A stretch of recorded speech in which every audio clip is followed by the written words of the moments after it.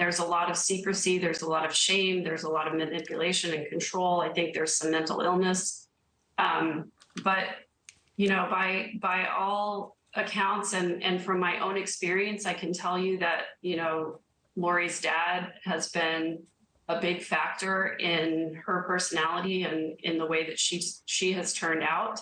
And the majority of the family system run by Barry, but underneath that, I think there was a lot of what happened was because what Lori wanted needed to get done, and nobody wanted to get her angry.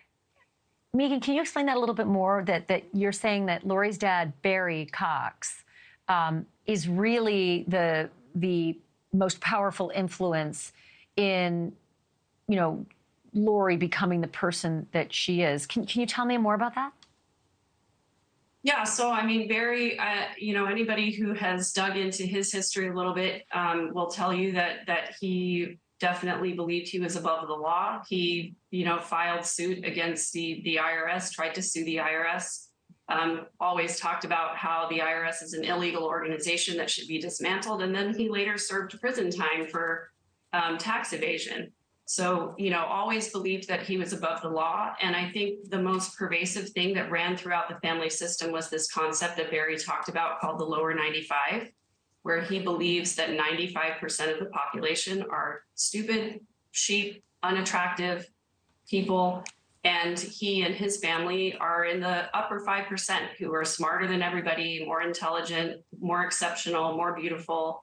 And certainly that plays into a lot of Lori's personality.